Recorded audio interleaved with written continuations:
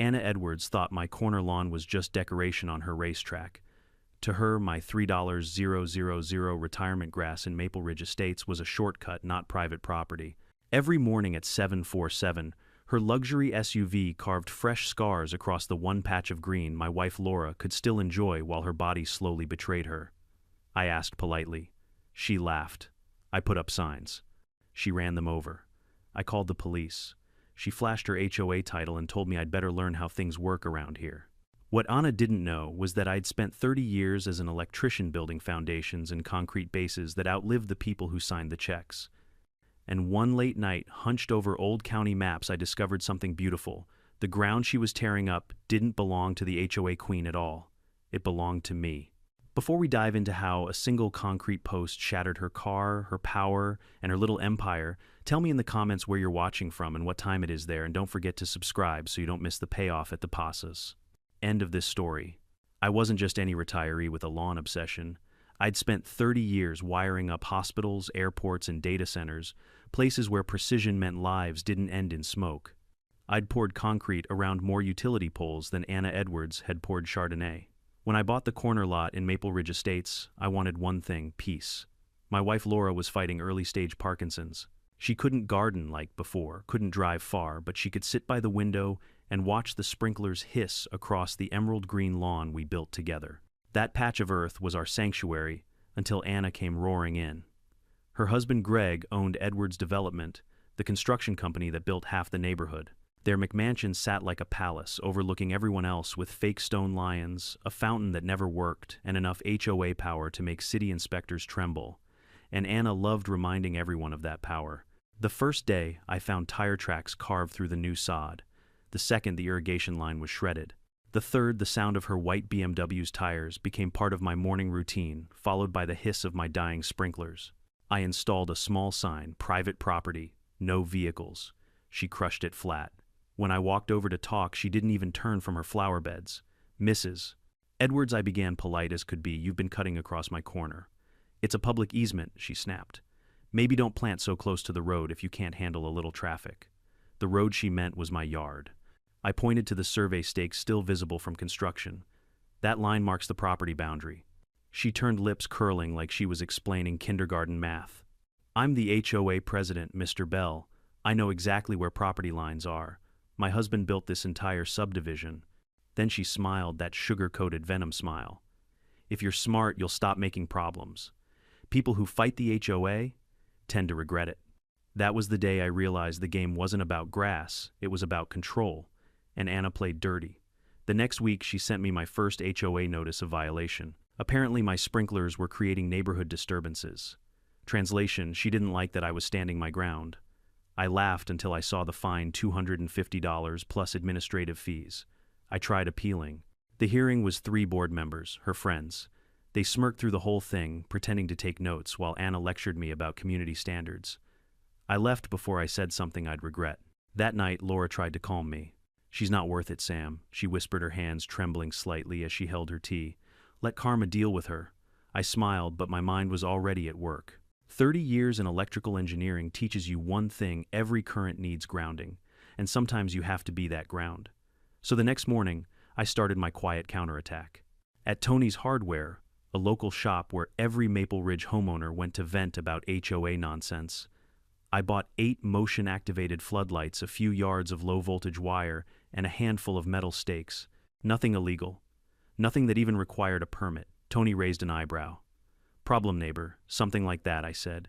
She keeps driving across my lawn. He grinned. Then let there be light. By Saturday, my property line glowed like a runway. Each light triggered when something bigger than a cat crossed the threshold. I spent hours perfecting the wiring, waterproof junctions, code-compliant connectors, buried cables. It was the kind of meticulous work that reminded me who I was. Not a man she could bully, but a craftsman who built things to last. Monday morning, 7:47 sharp. The familiar roar of her engine, then boom. Every light exploded into life, blasting her windshield with 8,000 lumens of pure justice. She hit the brakes so hard I heard the ABS squeal from my kitchen. For 30 seconds, she sat frozen, blinded by the artificial sunrise I'd engineered. Then she gunned it anyway, tires flinging clumps of my lawn in all directions. Tuesday, same time, same show. This time she leaned on her horn like a woman possessed. Curtains twitched, neighbors peeked. The street had a new morning entertainment, Karen versus physics. By Wednesday, I'd added a sign, "Smile, you're on camera." Thursday night, my cameras caught something even better. Anna in all-black spy gear sneaking onto my lawn with a flashlight and steel-toed boots. She kicked, stomped, and yanked wires, like she was exorcising demons. What she didn't know was that my system had a backup battery. While she thought she was killing the power, she was actually starring in 1080p high definition. I spent the rest of the night sipping coffee, watching her tantrum from the live feed. The next morning, my mailbox held a fresh HOA complaint signed Anna Edwards, President, violation excessive lighting, disturbing community tranquility. I laughed so hard, I nearly spilled my coffee, but when Laura saw the video of Anna's destruction, she didn't laugh. She's going to keep pushing Sam. She won't stop until she wins. I know, I said quietly. That's why I'm changing the game. That weekend, the insurance adjuster came by to assess the vandalism. Midway through his inspection, he frowned. "Mr. Bell, these survey markers look off. You sure this is where your line ends?" "What do you mean?" I asked. He pulled out a laser measurer.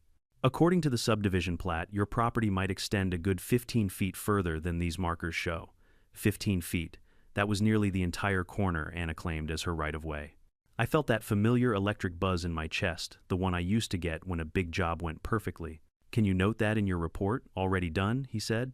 "But if I were you, I'd get a professional survey. This looks fishy." When he left, I stared at the dirt, at the crushed grass, at the faint tire tracks that had mocked me for months. 15 extra feet. That meant every morning for 3 straight months, Anna hadn't been cutting across a shared corner. She'd been committing criminal trespass on land that was legally mine. That night, I barely slept. The same phrase echoed in my head like a generator hum. "She's been driving on your property." By dawn, I had a plan. Step 1, confirm the boundary. Step 2, lock it down literally. If Anna wanted to test whose ground this was, I'd give her an education in concrete physics. But first, I needed proof. Monday morning, I called my old buddy Peter Hall, a retired surveyor who now freelanced for union members. "Pete, it's Sam Bell. You still got that fancy laser rig," he chuckled. "You finally building that dream workshop?" "Not exactly. I think someone moved my property line." The line went quiet. Then he said, "I'll be there tomorrow." By Tuesday afternoon, Peter's crew had orange flags fluttering across my corner. The new line stretched 18 feet beyond where the old stakes sat straight through the patch Anna had flattened daily. When I saw it, I felt something deep settle inside me. Vindication. Peter pointed toward Anna's ornate retaining wall. "See that stonework, 4 feet onto your land. Illegal as hell." I smiled. "Then I guess we'll be neighbors in court soon." That evening, Anna marched over in her heels, red-faced and trembling. "You think you can just move property lines? My husband built this neighborhood." I held up Peter's signed report. "Guess he forgot to follow the map." Her voice dropped to a hiss. "You have no idea who you're dealing with, Mr. Bell. People like me make people like you disappear." I met her gaze calm and steady. "Lady, I've spent my whole life wiring systems that can handle lightning. You're just static." She spun on her heel and stormed off. And that was when I knew the real fun was about to begin. By the time the sun rose over Maple Ridge the next morning, my mind was set in concrete, literally and figuratively. For months, Anna Edwards had treated my lawn like her personal driveway. But now, with Peter's survey in my hands, I wasn't just angry. I was armed. I spent breakfast going over the numbers again, measuring distances with the precision of a man who'd spent his life working to thousandths of an inch, 18 feet. That's how far her SUV had been trespassing every single day, right through what was legally my property. Laura looked up from her tea, her voice soft but worried. "You're really going to fight her, aren't you, Laura?" I said, meeting her tired eyes. She picked the wrong guy to bully. That morning I returned to Tony's hardware with a grin that could cut glass. "Back again?" Sam Tony asked. "Let me guess, Karen still thinks your lawn's a freeway." "Worse," I said. "Turns out she's been stealing land too. So now I'm upgrading the defense system." Tony leaned on the counter. "You thinking cameras?" I shook my head. "Concrete." He let out a low whistle. "Oh boy. You're going full engineer on her. You bet your voltage meter I am. I ordered materials that would make any commercial contractor proud. Steel rebar, 40 pounds per square inches, quickset mix, form tubes, rated for highway posts. I even threw in decorative granite caps just to keep it aesthetic." Tony chuckled. "If she crashes into that, she'll bounce into next week." But before I poured an ounce of concrete, I made sure every detail was bulletproof. I drove downtown to the county building department. asked for the zoning and residential safety officer, and showed him my blueprints. The man studied the drawings, adjusted his glasses, and nodded. Decorative bollard under 4 feet high, inside property boundary, properly marked, no permit needed. Looks legal to me. Perfect, I said, filing that document right next to Peter's survey in a weatherproof folder labeled Evidence. Then came the installation. It was a Saturday morning, the kind of crisp Colorado air that smells like pine and dust. I laid out the measurements, marking the precise line where Anna's BMW cut across the corner. Using Peter's laser level, I positioned the form tube exactly 8 inches inside my property line. Not 1 inch more, not 1 inch less. My neighbor, old Mr. Henderson, wandered over with his coffee. "What are you building, Sam?" "A flagpole," I smirked. "A monument to boundary awareness." He raised a brow, then chuckled. "Wish I'd thought of that when the HOA fined me for painting my shutters." By noon, the hole was dug 5 feet deep below the frost line, reinforced with 4 steel bars tied with wire. I mixed the concrete myself, the thick gray slurry swirling like liquid stone. As I poured it in, I thought of all the times Anna had driven by with that smug little wave pretending not to see me. This was my answer. A solid, immovable, permanent answer. The bollard stood 42 inches tall when finished, smooth, round, and capped with polished granite. It looked harmless, even elegant. I added a bronze plaque that read Bell Garden Corner, established 2025.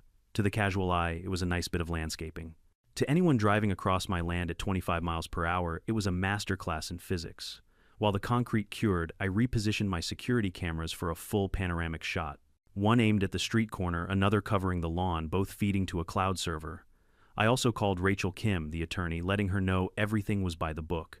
"If she hits it," Rachel said over the phone, "she's liable for her own damage." "You'll be fine. That's the plan," I replied. 3 days later, the stage was set. Monday morning, 7 a.m., just like clockwork. I stood at my kitchen window, coffee in hand, watching through the blinds. Anna's white SUV came roaring down the curve, sun glinting off its chrome like arrogance in motion. Her tires bit into the corner, aiming for that familiar shortcut. Then physics took the wheel. Crunch. The sound was magnificent, metal shrieking, rubber exploding, the deep, satisfying thud of unstoppable force meeting immovable object. The bollard didn't move an inch. Anna's BMW, however, folded like a tin can. The right front wheel buckled inward, the bumper shattered, and her luxury SUV came to a smoking halt in my grass. Steam hissed from the radiator. I sipped my coffee. She stumbled out, half in disbelief, half in fury. You did this on purpose morning, Mrs. Edwards," I said, stepping outside. "You're up early. How's the shortcut working today?" Her face turned crimson. "That's entrapment. I'll have you arrested." "For what, landscaping legally on my property?" I held up Peter's survey and the zoning approval letter. "You might want to show your insurance this before you start yelling." Anna called the police anyway. 20 minutes later, Officer Rodriguez arrived, a stocky man with a look of perpetual exhaustion. He walked the site, measured the distance between the bollard and the street, then sighed. "Ma'am," he said evenly, "this post is entirely on Mr. Bell's property. You were driving off-road. That's private land." "But he trapped me," she sputtered. "Ma'am, you hit a stationary object. That's on you." When the tow truck arrived, Anna stood there, shaking mascara streaking down her face. She hissed, "You'll regret this, you pathetic handyman. I'll ruin you." "Funny," I said. "You already tried that." Didn't take. As the truck hauled her mangled BMW away, a small crowd of neighbors had gathered across the street. They clapped quietly at first, then louder like an audience, watching the villain finally trip over her own arrogance. That night, my phone buzzed with messages from neighbors I'd barely spoken to. "Sam, you're a legend." Finally, someone stood up to her. "Can you help me check my property line?" Laura laughed for the first time in weeks. "You started a movement, you know." Maybe I said, smiling at her. Or maybe I just built the world's most satisfying speed bump. But deep down, I knew Anna wouldn't stop there. Her pride was stronger than logic. And when people like her lose control, they don't admit defeat, they escalate. The next morning, a bright yellow envelope from the HOA appeared in my mailbox. Notice of violation. Unapproved structure penalty, $1,000 fine. I chuckled, took a sip of coffee, and whispered to myself, "Game on, Karen." I wasn't going anywhere. And neither was that bollard. The next few days felt like living inside a bad sitcom written by lawyers and lunatics. I woke up every morning to a new notice of violation in my mailbox. Each one stamped with that cheap gold HOA seal that Anna must have ordered in bulk. Unapproved structure. excessive lighting, unauthorized use of landscaping materials. She was practically speedrunning the HOA handbook, desperate to find something that would stick. On Wednesday, she upped her game. A white city truck rolled into my driveway just after breakfast engine idling like it was there on official business. A man climbed out with a clipboard reflective vest and the weary expression of someone who'd been bribed with more than coffee. "Mr. Bell," he said. "Code enforcement. Anonymous complaint. Possible unpermitted electrical installations on private property." Anonymous my ass. I could practically smell Anna's perfume on his paperwork. "Unpermitted electrical work," I asked, gesturing toward my lawn lights. "They're low voltage, under 30 volts. No permit required under county code." He didn't look convinced. "We'll see about that." He started snapping photos, measuring, muttering to himself. I'd seen that routine before. Guys like him worked for whoever signed the biggest check. I'd been on job sites where inspectors found issues right before a developer's bid came through. It wasn't about safety. It was about leverage. When he finished, he handed me a carbon copy of the citation, $1,200 fine, 10 days, to remove all electrical fixtures or face escalating penalties. He said, "You can appeal, but it rarely goes anywhere." "I'm not appealing," I said, taking the paper calmly. "I'm documenting." After he left, I sat at my workbench staring at the citation.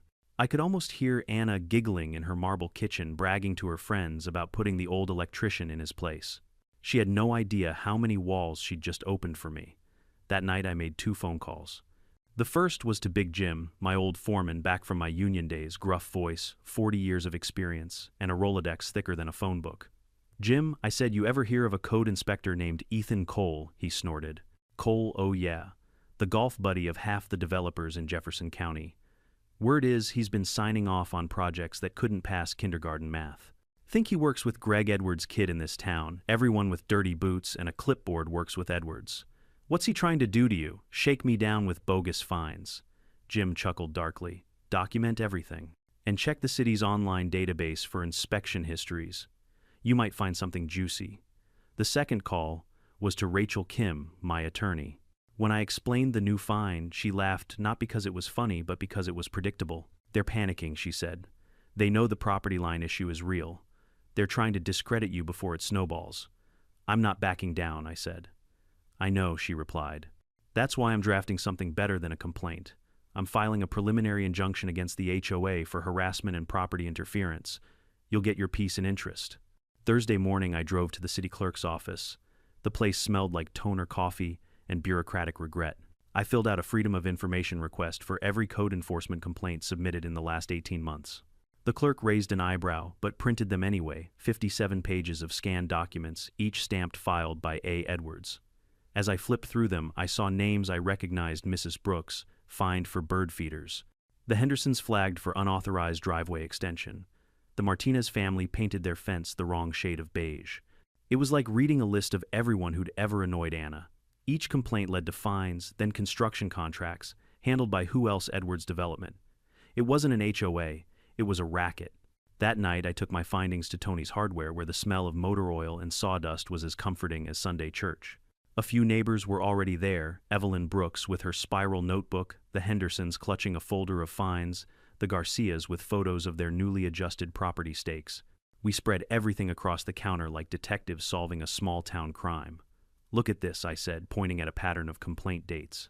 Every one of these happened within 2 weeks of an Edwards construction permit. She finds them, her husband helps them fix it, and then bills the HOA. Tony whistled low.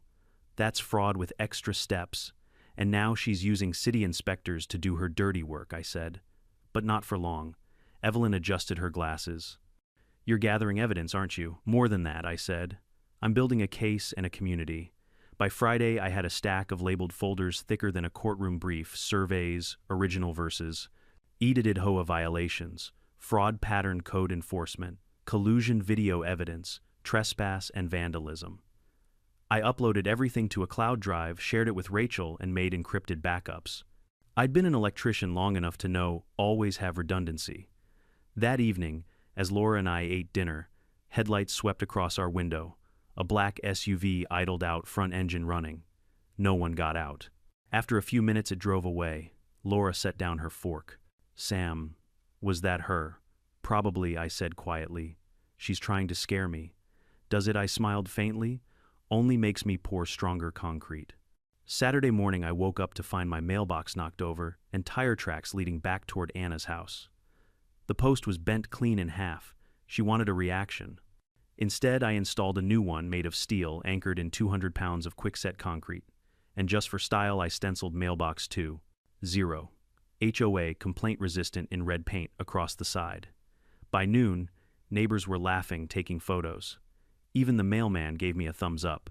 That same afternoon, I got an email from Rachel's subject, HOA harassment case city attorney's office has accepted preliminary review. Inspector Cole is under internal audit due to multiple irregular permits connected to Edwards development. Sit tight, Sam. The dominoes are starting to fall. That night I couldn't sleep. The wind outside whispered through the pine trees, and every creak in the house felt like anticipation before a storm. Anna had the power of the HOA. Greg had money and influence. But I had truth and the patience of a man who'd spent 3 decades testing circuits until every connection worked perfectly. Sunday morning, I looked out the window at my lawn. The new grass was pushing up through the tire scars, the sprinkler heads gleaming under early sunlight. My concrete bollard stood firm, untouched, a monument to stubbornness and precision. I knew Anna wasn't done. She'd lost face, lost her car, and now her little empire was cracking. Pride like hers doesn't crumble quietly, it explodes. I took a sip of my coffee, set down the mug, and whispered, "Your move, Karen." Because I wasn't just defending my property anymore. I was preparing for war. Monday morning came wrapped in that kind of uneasy calm that always shows up before a storm, the kind of silence that makes birds stop singing. I stood by the window with my coffee, watching sunlight slide across my concrete bollard like a spotlight on a stage. For a brief moment, I almost believed the war was over. Then I saw the envelope. Bright yellow taped to my front door in angry, uneven handwriting. Remove all illegal structures or face legal action. HOA President Anna Edwards. I laughed out loud. It wasn't the first threat I'd received, but it was the most desperate-looking one yet. Anna's power was slipping, and she knew it. I took the letter inside, laid it neatly on my workbench, and opened my laptop. I started compiling everything: photos, dates, property surveys, video footage, every HOA notice. Rachel Kim had told me to stay methodical. Courts love timelines, she said. Narratives backed by evidence win cases. She wasn't wrong. By mid-morning, I had a 20-page report ready to send to her, complete with footnotes and hyperlinks. As an electrician, I'd always believed that clean wiring was half the battle. Legal work, it turned out, wasn't much different. It was just about organizing current through chaos. Around noon, my phone buzzed. It was Rachel. "Sam," she said, her voice calm but sharp. "You sitting down, I'm standing," I replied. "Good, because this is going to make you want to hit something." I got word from the county records office. Multiple surveys across Maple Ridge have been altered, not just yours. 6 properties show boundary extensions signed by Greg Edwards personally. I exhaled slowly. So it's not just me. No, you're part of a pattern. And guess what? Every single altered plat benefits the Edwards corner lots, or their so-called green buffer zones. We're talking systematic fraud. For a few seconds, I just stared at the wall. Years of installing wiring taught me to look for patterns, current flow, circuit integrity, but this pattern was uglier than anything I'd ever seen. It wasn't just greed. It was control disguised as regulation. Rachel continued, "I've reached out to a city surveyor named Thomas. He's willing to verify the original plats against the altered ones. If we can prove Greg manipulated those records, we'll have grounds for both civil and criminal charges. Let me know when he's ready," I said. "I'll bring coffee." After we hung up, I went outside to check my mail. My neighbors were already out, the Hendersons, the Garcias, and old Mrs. Brooks, each clutching their own HOA notices like war trophies. "She's gone crazy," Mrs. Brooks said, shaking her head. "She fined me $150 for having wind chimes." "Wind chimes, Sam," Mr. Henderson held up his paper. "Ours says our mailbox is the wrong color. We didn't even paint it." The Garcias' teenage son scrolled through his phone. "My dad's got video of her walking around with a clipboard taking pictures of every house at 6 a.m. That was when I realized Anna wasn't just fighting me. She was tightening her grip on everyone. "Come by Tony's Hardware tonight," I said. "Bring your papers. All of them." That evening, the little hardware store looked more like a war room. The smell of motor oil mixed with burnt coffee and righteous fury. We spread documents across the counter, letters, fines, photos, timestamps. Every page told the same story: Anna abusing her HOA power to funnel money and control through her husband's construction company. Tony leaned back on his stool. She's been bleeding this community for years. You're the first one who actually fought back. Yeah, I said quietly. And now we've got proof. Mrs. Brooks pulled out a worn leather notebook and flipped it open. I've been keeping track since 2022. Every time she finds someone, Greg's trucks showed up a week later for repairs. Always the same workers. Always cash payments. Rachel joined via video call, her voice echoing through Tony's shop speakers. Perfect. Keep every record. I'll file a joint action. The county already suspects misconduct, and your testimonies will seal it. While everyone spoke, I caught a flicker of movement through the window headlights parked across the street. A white SUV. Even from that distance, I knew the shape by heart. She's watching us, I murmured. Tony followed my gaze, cracked his knuckles. Let her watch. She's about to see what happens when the neighborhood unites. That night as I drove home, snow began to fall. The streets glowed under street lamps and the air smelled sharp electric. My bollard stood like a sentinel in the corner, a silent reminder that some things once set in concrete can't be moved. But the next morning I discovered Anna had escalated again. A brand new HOA bulletin had been pinned to every mailbox in the neighborhood. It read like propaganda from a dictator community alert. Residents are reminded that unauthorized meetings and vigilante behavior violate HOA bylaws. Spreading misinformation about the board or its members will result in fines and legal consequences. All neighborhood improvements must be approved through HOA channels. Signed, of course, Anna Edwards, President. Underneath, someone had scribbled in marker, "Go to hell, Karen." By noon, half the neighborhood was buzzing. People whispered in driveways, swapping screenshots and HOA letters like battlefield intel. I could feel the shift fear was turning into resistance. That afternoon, Rachel called again. "Sam, you're going to love this. I just received confirmation from the county assessor's office. Greg's development company submitted altered plats under a fraudulent notary seal. It's enough for a criminal investigation. I'm sending it to the district attorney's office now." I smiled slowly. "So the fuse is lit." "Yep," she said. "Now we wait for it to blow." But Anna didn't know any of that yet. She came storming up my driveway that evening, wrapped in her overpriced coat heels, sinking into the soft winter soil. "You think you've won Mr. Bell," she snarled. "You think your little concrete post makes you untouchable." I didn't even bother standing up from my porch chair. "Untouchable, no. Documented, yes." Her nostrils flared. "My husband's friends run this town. You're finished." "Funny," I said, sipping my coffee. "Because I just spoke to the county attorney. They'd love to hear how your friends managed to sign those fake surveys." For a moment, her mask slipped. Just a flicker, fear, or maybe realization. Then she turned, marched back toward her house, and shouted over her shoulder, "This isn't over." She was right. It wasn't. The following day, news spread that Greg's company was under investigation. Inspectors swarmed one of his construction sites, halting work on a luxury townhouse project. Word around town was that someone had tipped off the feds. And as if karma hadn't had enough fun yet, the same day, a heavy snowstorm rolled through Jefferson County. Freezing rain, high winds, the kind that knocks out power lines. When the lights went out that night, my house stayed bright. My low-voltage system switched seamlessly to backup battery, powering everything from cameras to floodlights. Across the street, Anna's McMansion sat in total darkness. For hours, she sat in her driveway, trapped behind her electronic gate, frozen shut by ice. The irony was almost poetic. I stood at my window, watching her silhouette pacing under the moonlight, phone pressed to her ear, no doubt calling every contact she had. But nobody came. Because when you build your empire on other people's land, it only takes one storm to wash it all away. That night, Laura smiled from the couch, wrapped in a blanket. "Looks like your concrete post survived the blizzard." "Better than her reputation," I said softly. By morning, my phone was full of messages. Neighbors thanking me.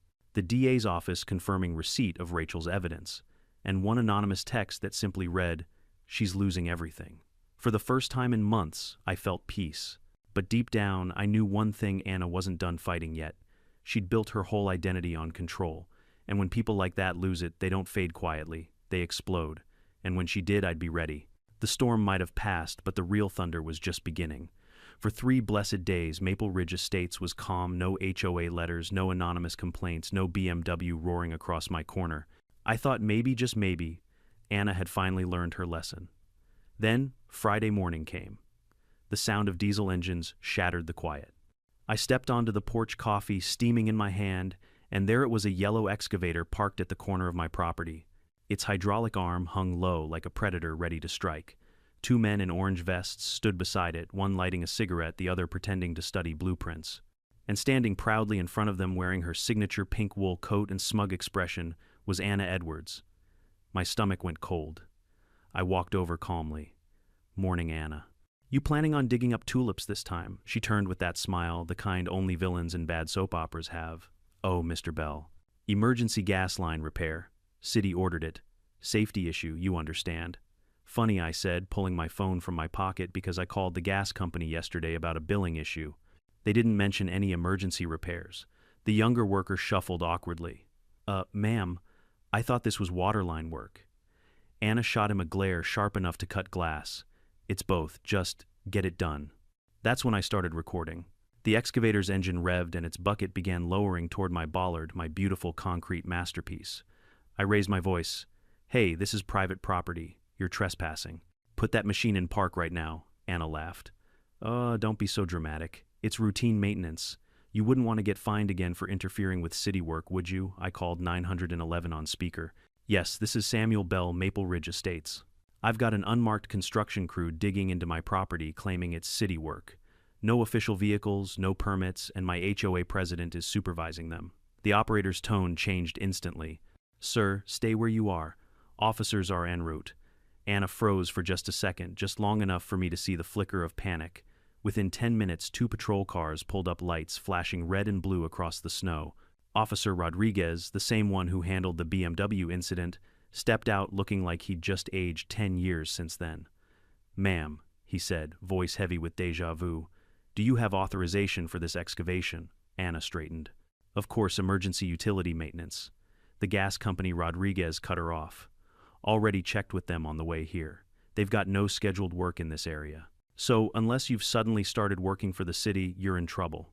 The excavator operator killed the engine. His hands were shaking. "Look, she paid me cash, said it was approved." "I didn't know." He fumbled for his phone, scrolling frantically. "She even texted me." Rodriguez took the phone, hit play on a voice message, and Anna's voice filled the air. "I don't care if it's illegal, just make it look like emergency utility work. Gas leak, water break, whatever. I'll handle the paperwork. Just make sure that ugly concrete thing disappears by Friday." You could have heard a pin drop. Rodriguez sighed.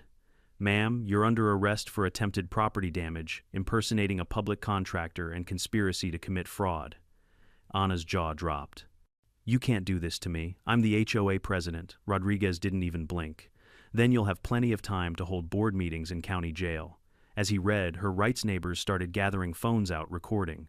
Evelyn Brooks whispered, "About damn time," as Anna was handcuffed beside the frozen ditch she'd ordered dug. The excavator guy was questioned and released with a warning, but not before giving Rodriguez everything: texts, call logs, bank transfers. Every shred of proof tied straight back to her. And because karma has a wicked sense of humor, one of those transfers led directly to Greg Edwards. Turns out Greg had provided the fake utility company letterhead Anna used to hire the crew. That night, Denver's Channel 8 ran the headline, "HOA President Arrested in Fraudulent Construction Scheme Property Line Scandal Expands." The report showed aerial drone shots of my yard, the concrete bollard gleaming like a monument, Anna being escorted to a squad car, and me standing there holding a coffee mug that read "World's Most Patient Electrician." Rachel called me right after it aired. "You're viral," she said, half laughing, half stunned. "I've got 3 law firms offering pro bono assistance just to be part of this case. The DA's office wants your permission to include your footage in their press release." "Tell them to go ahead," I said. "Let everyone see what happens when HOA power meets physics." For a brief moment I thought that was the end. But as anyone who's dealt with entitled people knows, they never go quietly. 2 days later, while Anna sat in jail awaiting arraignment, Greg decided to make his grand move. He showed up at my door in a black overcoat, eyes, sunken voice tight with rage. "You think you've won, you ruined my wife's reputation. You've destroyed my business." "No," I said evenly. "You both did that all by yourselves." He took a step forward, finger pointing at my chest. "You have no idea who you're messing with. I built this neighborhood. I can bury you under it." I didn't move. "Greg, if I had $1 for every guy who's threatened to bury me, I'd own half your fraudulent property lines." His face went crimson. "You'll regret this." "I already regret talking to you," I said, and shut the door in his face. Rachel advised me to file a restraining order. The judge granted it the same day, citing credible threat of retaliation. But I knew Greg wouldn't risk another direct confrontation. People like him prefer doing their damage in the shadows. And right on cue, 3 days later, an anonymous complaint hit the city again, claiming my bollard obstructed public safety access. The city inspector assigned to the case, none other than Ethan Cole, the same crooked official from before. But this time the tables had turned. When Cole arrived, he looked nervous. He paced the corner, measured distances, scribbled notes, all while avoiding eye contact. Finally, he sighed. "Mr. Bell, I'm just doing my job." "Really?" I said, crossing my arms. "Because the last time you did your job, you signed off on illegal surveys for the Edwards family." His face twitched. "You can't prove that." "Oh, I can," I said, pulling out my phone. "The DA's office subpoenaed those records last week. They've got your signature on at least 6 falsified plats. You might want to call a lawyer before you finish writing that report." He froze, pen midair. "You're bluffing." I smiled. "Try me." He left 10 minutes later, report unsigned, shoulders slumped like a man watching his career evaporate. That evening, Rachel called again, her tone practically glowing. "The city just suspended Inspector Cole. He's under investigation for bribery and falsification of records. Greg's company is next." It was happening, one domino at a time. Over the next week, the story exploded. Local reporters uncovered that Greg's company had forged at least 9 property maps, stealing over half an acre of land across 3 neighborhoods. Anna's arrest triggered a full audit of the HOA, revealing slush funds, misused maintenance fees, and even fake contractor invoices paid directly to Edwards Development. The city council scheduled a public hearing, and for once the people of Maple Ridge showed up. Every seat filled, residents holding their fines, their complaint letters, their anger. When the chairman asked if anyone wished to speak, Evelyn Brooks stood first. "This man," she said, pointing toward me, "was the first to fight back. The rest of us were too scared. We owe him more than we can say." Applause filled the chamber. I didn't expect it, didn't even want it. But for the first time in months, I realized something profound. This wasn't just my fight anymore. It was everyone's. By the end of that night, the council voted to suspend the HOA's authority pending investigation, froze its accounts, and placed Maple Ridge Estates under temporary city management. Greg Edwards was indicted for fraud and conspiracy.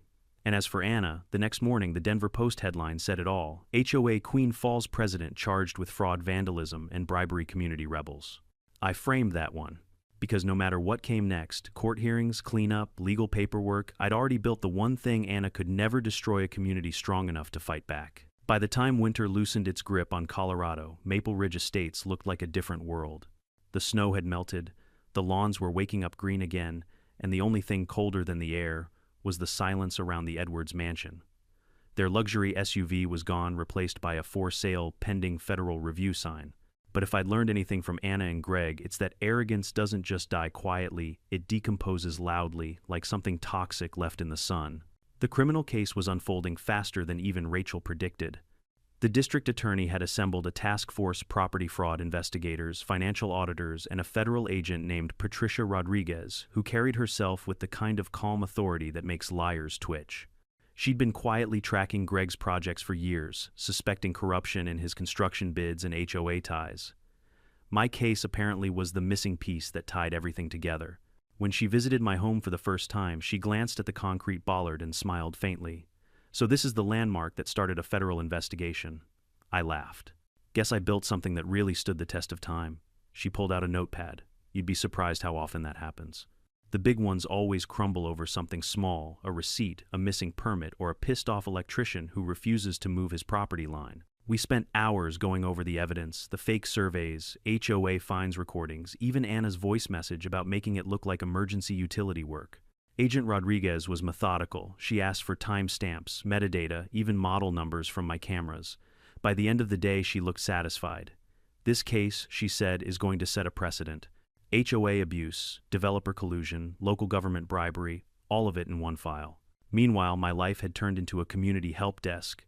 Neighbors stopped by with questions about deeds, survey boundaries, and how to document HOA harassment properly.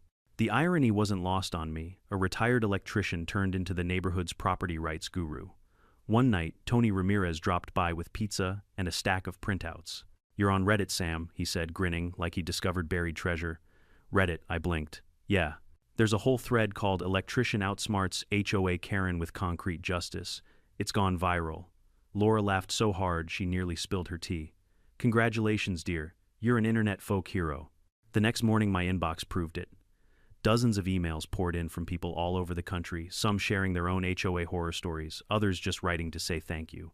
One message stood out, "Mr. Bell, your story gave me the courage to fight my HOA after they fined me for planting a memorial tree for my late husband. I won. Thank you for reminding me that homeowners still have rights." Reading that, I realized something I hadn't before my fight with Anna wasn't just revenge anymore. It was a lesson that rippled far beyond Maple Ridge. But even as the town celebrated, the legal storm was far from over. Greg's lawyers were doing everything they could to muddy the waters. They filed motion after motion, claiming the surveys were clerical errors, that Anna's arrest was politically motivated, that I had entrapped her with the bollard. It was desperation wrapped in expensive suits. Rachel stayed 3 steps ahead of them. Her office looked like a war bunker, boxes labeled evidence, HOA fraud printouts from city servers, notarized transcripts of every inspection report Cole had ever touched. "They're trying to drown us in paper," she said, rubbing her temples. "But what they don't realize is I swim better than they do." We prepped for the upcoming city council hearing, where both the HOA's future and the Edwards contracts would be publicly debated. Rachel wanted me to testify, to explain how it all began, the tire tracks, the signs, the floodlights, the concrete. "Just tell it like you lived it," she said. "No theatrics. The truth's damning enough." The night before the hearing, I couldn't sleep. I sat on the porch, watching frost form along the edges of my bollard, remembering how this all started, one SUV cutting a shortcut through my grass. Laura came out wrapped in a blanket. "You nervous?" "Not exactly," I said. "Just thinking about how many people had to be stepped on before this finally blew open." She smiled softly. "Then make sure you step on the right ones tomorrow." The next morning, the council hall overflowed. Reporters lined the walls, microphones pointed at the stage. 3 TV stations were live. And right there, sitting in the front row, was Anna, her trademark smugness gone, replaced by the brittle stillness of someone clinging to the last fragments of denial. Greg sat beside her, jaw tight, whispering to his attorney. When my name was called, I walked to the podium. The murmurs quieted. I could feel 200 pairs of eyes on me. "My name is Samuel Bell," I began. "I'm a retired electrician. I moved to Maple Ridge because I wanted peace, not politics. But peace doesn't last long when your HOA president thinks private property is a suggestion." The crowd chuckled softly, and I continued. I told them everything: the months of harassment, the fake fines, the vandalism, the bogus inspector, the forged surveys, the arrest. Every word backed by evidence projected on a screen behind me. When the video of Anna ordering the excavator played, the entire room gasped. Then Rachel stood up to present the forensic overlays from the county original plats versus the falsified ones. The difference was staggering: nearly half an acre of stolen land across 6 properties. Councilwoman Gonzalez turned to Anna. "Mrs. Edwards, do you deny signing these documents?" Anna's voice cracked. "I didn't. I only followed my husband's advice." Greg slammed his hand on the table. "Watch your mouth, Anna." The microphones caught it perfectly. The chairman banged his gavel for silence. "That will be enough. The evidence is overwhelming. The HOA board is hereby dissolved pending federal outcome. Control of community funds and enforcement authority will revert to the city until new elections can be held." Applause erupted. Cameras flashed. Anna's lawyer buried his face in his hands. As the hearing adjourned, Agent Rodriguez approached me with a rare smile. "You did good, Mr. Bell. You built more than a case, you built a blueprint for how to stop these people." "I just poured some concrete and refused to move," I said. "Exactly," she replied. "And sometimes that's all it takes." Over the next few weeks, everything unraveled for the Edwards family. Greg was indicted on 12 counts of fraud, bribery, and falsification of public records. Anna faced charges of vandalism, impersonating a public official, and conspiracy. Inspector Cole flipped on them, both trading testimony for leniency. By March, the HOA's accounts were frozen, and restitution funds were being distributed back to the homeowners. Evelyn Brooks got her bird feeders reinstated with a written apology. The Hendersons' driveway fine was refunded with interest. And the Garcias used their settlement to rebuild their backyard garden, the one Greg's crew had stolen. One afternoon, the neighborhood gathered around my corner for a barbecue, not a board meeting, not an HOA vote, just real community. Kids rode bikes down the street, dogs barked, someone played country music from a speaker. Mrs. Brooks raised her lemonade in a toast. To Sam Bell, the man who proved that concrete's stronger than corruption. Everyone laughed and clinked cups. I looked around, taking it all in: the laughter, the smell of burgers, the feeling of peace finally restored. Laura squeezed my hand. "You did it," she whispered. I shook my head. "We did it." Because that's what it really was. Not one man's revenge, but a neighborhood's redemption. And as the sun dipped behind the Rockies, its light catching on the granite cap of my now famous bollard, I thought maybe, just maybe, I'd finally poured something that would last longer than concrete. Spring brought the kind of calm that felt almost unnatural. After months of sirens, reporters, and HOA chaos, the streets of Maple Ridge were suddenly quiet. Birds sang again. Lawns grew freely. Neighbors waved to each other without fear of a fine appearing in their mailbox the next morning. But underneath that calm, something still simmered. Greg Edwards might have been indicted, but he hadn't gone down quietly. While Anna sat under house arrest awaiting trial, Greg had been busy behind the scenes calling old friends, greasing palms, and whispering rumors that I'd set him up with doctored evidence. I didn't pay much attention at first. The man was drowning. I figured he'd flail before he sank. But one Thursday afternoon, I got a call from Rachel. Her tone was colder than usual.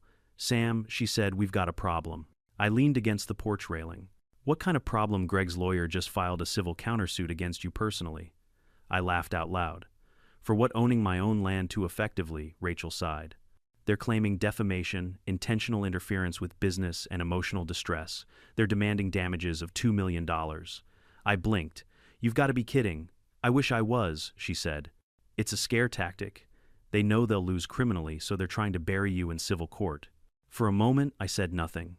The mountain breeze rustled through the trees, and I stared at my concrete bollard, that stubborn monument to everything Greg hated about me. "Let them try," I said finally. "I've got receipts, video timestamps, and half the county on my side." Rachel smiled faintly. That's what I told them in my response. 2 days later, the local paper picked it up. Developer Greg Edwards countersues concrete man for defamation. It sounded ridiculous even in print, but it stirred things up. Reporters were back on my lawn, shoving microphones in my face, asking if I regretted escalating things. I didn't. Not one bit. Still, Greg's move rattled some neighbors. Fear had a way of creeping back when lawyers got involved. The Hendersons worried their HOA refunds would vanish in legal limbo. The Garcias fretted over retaliation. And old Mrs. Brooks, bless her heart, started leaving handwritten notes in my mailbox. "Don't let the snakes win, Sam." But Rachel wasn't the only ally I had. Agent Rodriguez was still watching the Edwards case, and one evening she called me personally. "I heard about the countersuit," she said. "Typical Greg move. But don't worry, we're not done with him yet." "What do you mean?" "We found offshore accounts linked to his construction company. He's been moving HOA funds and kickbacks through shell corporations for years. Once we freeze those, he won't have $2 to rub together, much less $2 million to sue you with." I grinned. Guess karma pays on time after all. Meanwhile, Anna had turned into Maple Ridge's most awkward ghost. Her once manicured lawn had gone wild, and her luxury SUV sat flat-tired in the driveway like a monument to bad decisions. She couldn't leave town due to her bail conditions, so she spent her days pacing behind drawn curtains. Sometimes I'd catch a glimpse of her through the blinds, staring at the concrete post like it was mocking her. One morning, a new letter appeared in my mailbox. Handwritten, no HOA seal this time. "Mr. Bell, you've ruined my life. Everyone hates me. My husband blames me for everything. I hope you're happy. Anna Edwards." I folded the letter carefully, then filed it with the others. Not out of spite, but because I knew it might matter later. You learn in both wiring and warfare, document everything. By May, Greg's trial date was set, and the tension in Maple Ridge could have been cut with a shovel. The city council had turned the old HOA office into a community legal resource center. Rachel volunteered there twice a week, teaching homeowners how to read plat maps and file records requests. She called it the Bell Initiative. I told her that sounded way too heroic, but she ignored me. The best part, the city had officially renamed the street corner where Anna's car had met its concrete destiny. The new sign read Bell Corner Way. Even the mailman laughed every time he passed it. But Greg's final act was still ahead, one last desperate stunt before his empire completely imploded. It happened on a warm Friday evening in June.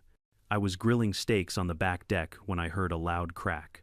Like wood splitting. Laura peeked out the window. "Sam, what was that?" I stepped into the yard, heart thudding. The wooden fence at the back of my property had been smashed open. In the glow of my floodlights, I saw movement, 2 figures running toward the tree line. One of them stumbled, swore, and dropped something shiny. I sprinted over. It was a jerry can half full of gasoline. I froze. A sick chemical smell lingered in the air. Then I saw it, a small pile of rags soaked and smoldering near the edge of my garage. Without thinking, I grabbed the garden hose and doused it. Steam hissed up like a dying serpent. It hadn't fully caught, thank God, but it had been seconds away. When the police arrived, I handed them the gas can and the footage from my cameras. The infrared feed showed everything: 2 men sneaking onto my property, pouring fuel near the garage, then bolting when the motion lights came on. One of them was unmistakably Greg Edwards. He was arrested that night, charged with attempted arson, trespassing, and violation of court orders. The news hit Denver by morning: disgraced developer arrested in midnight attack on homeowner. It was over. Truly, finally over. The next week, Greg's lawyers withdrew the civil countersuit pending further developments. Translation: he was out of money, credibility, and friends. Anna, faced with her husband's new charges, agreed to a plea deal, full cooperation, in exchange for leniency. Her testimony sealed his fate. When the verdict came down: 20 years in federal prison for Greg, 5 years probation and community service for Anna. Maple Ridge celebrated like it was the 4th of July. Fireworks, potluck dinners, music. Someone even hung a banner across the old HOA clubhouse that read, "No more Karens, no more crooks." Rachel and I sat on my porch watching kids ride bikes past, my bollard still standing tall, still unscathed. "You know," she said, sipping her drink, "you could have moved away months ago. Started fresh." I shrugged. "This is fresh. We cleaned out the rot." She smiled. "You should write a book about this. About concrete, about justice that doesn't need to shout." That night, I walked to the corner and ran my hand along the granite cap of the post. The metal plaque still gleamed under the porch light: Bell Garden Corner, Est, 2025. What started as an act of frustration had become a landmark of defiance. People from nearby towns drove by just to see at the concrete post that broke an HOA. And honestly, I didn't mind. If one stubborn piece of concrete could remind people that bullies, even those in suits and fancy titles, can be stopped, then it had done its job. As I turned to go back inside, Laura stood in the doorway, smiling softly. "You're finally at peace, aren't you?" I nodded. "Yeah. Took a while, but I think gravity and justice finally found common ground." The night was quiet again. Not the uneasy quiet from before, but the good kind, the kind that means the fight's over and the right side won. By late summer, Maple Ridge wasn't just calm, it was thriving. The same neighborhood once ruled by fines, fear, and fake smiles had turned into something alive again. Children rode their bikes through the streets Anna once patrolled with clipboards. Front yards bloomed wild with flowers that would have earned violations just a year earlier. The HOA signs were gone, replaced with new ones reading "Community-owned, no HOA, respect your neighbors." And right in the middle of it all, my concrete bollard stood like a silent sentinel. A reminder that one man's refusal to back down could change everything. Reporters came from as far as Chicago and Dallas to cover the story. They called it the Ballard Revolution. CNN even aired a segment about corrupt HOAs, opening with drone footage of my corner lot. It felt surreal seeing my little patch of grass and concrete beam across America. Agent Rodriguez called one afternoon to tell me the federal case was officially closed. Greg Edwards took a plea deal, she said. 18 years federal time restitution to the city and lifetime ban from contracting. Anna's serving her community hours in Denver cleaning parks, if you can believe it. I laughed. Guess she finally found a legitimate way to trim lawns. But the truth was, I didn't feel triumphant, I felt content. For the first time in years, my home felt like a home again. That peace carried through the neighborhood. We started hosting monthly barbecues. Tony organized a freedom fair where families sold crafts, baked goods, and told their own HOA horror stories at a booth labeled Neighborhood Therapy. Evelyn Brooks became the unofficial mayor of Maple Ridge, walking around with a clipboard, not to fine anyone, but to check who needed help repainting their fences or trimming trees. The city even honored me at a council ceremony, presenting a small plaque to Samuel Bell for defending homeownership and community integrity. I didn't say much in my speech, just that property rights aren't about dirt or grass, they're about dignity. The right to call something yours because you worked for it, cared for it, and refused to let someone steal it. But as with all endings, there was one more twist. 2 months after Greg's sentencing, I got a letter, a real one, not email, written in careful cursive. It was from Anna. "Mr. Bell, I wanted to hate you. For months, I blamed you for everything. But after what Greg did, after seeing what we turned into, I realized you were the only one who ever told me the truth. You didn't destroy my life. You stopped me from helping him destroy everyone else's. Thank you, Anna Edwards." I sat there a long while staring at that letter. It didn't erase what she'd done, but it proved something I'd almost forgotten. Even the worst people can wake up when the consequences finally hit. Laura found me on the porch, letter in hand. "You okay?" "Yeah," I said softly. "Just thinking about how fast power can rot people She smiled. And how slow concrete sets. I chuckled. Guess both take patience. Life settled into something beautifully ordinary. I built a small tool shed near the back fence, my new project. Nothing fancy, just a place to tinker and help neighbors fix things. It became the unofficial community repair shop. Kids brought their bikes, Evelyn brought her old lawnmower, even the mailman stopped by to fix a squeaky cartwheel. Every so often someone new would drive by, roll down their window, and point to the granite-capped post. "Hey, you're the guy with the concrete story," I'd smile. "Yeah, that's me. Physics and patience, undefeated duo." But the real joy wasn't fame or headlines, it was watching Maple Ridge heal itself. When fall arrived, the leaves turned gold and red, blanketing the lawns that used to be battlegrounds. On Halloween, every porch light glowed. No HOA restrictions. Just laughter costumes and kids chasing candy wrappers down the street. As I watched them, Laura wrapped her arm around me.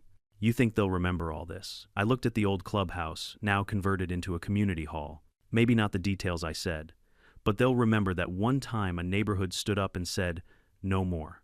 A month later, I got an email from Rachel's subject line, "Guess what made case law?" She'd forwarded the official summary from the Colorado Court of Appeals. My lawsuit and the city's fraud investigation had become a legal precedent, Bell v. Maple Ridge Estates HOA 2025, establishing homeowner protection against fraudulent annexation and HOA overreach. Reading that, I felt something I hadn't in a long time: pride, not anger. It wasn't just my victory anymore. It was a legal safeguard for thousands of people I'd never meet.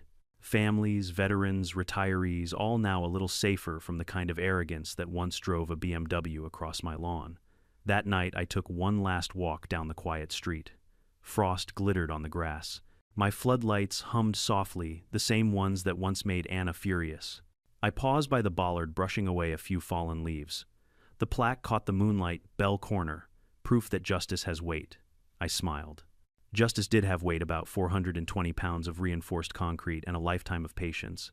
Then I headed inside, shut off the lights, and finally let myself rest. When I look back on it all, it's not the lawsuits or the headlines that matter, it's the lesson buried under the concrete. Sometimes standing your ground isn't about anger, it's about principle. You don't need wealth or power to fight corruption, just truth, persistence, and the courage to document every inch of what's rightfully yours. The HOA thought they could rewrite my property lines the way they rewrote rules, but what they forgot is that character has boundaries too. Once you let someone cross them, they'll never stop until you stop them. If this story made you feel something, anger, pride, or even a spark of hope, drop a comment below. Tell me where you're watching from, tell me your own HOA nightmare, or just say hi. Because every story matters. And if you believe ordinary people can still win against bullies with titles and fake authority, hit subscribe. Stick around. There are more battles, more lessons, and more stories of justice worth hearing. Sometimes the best revenge isn't destroying something, it's building something that lasts.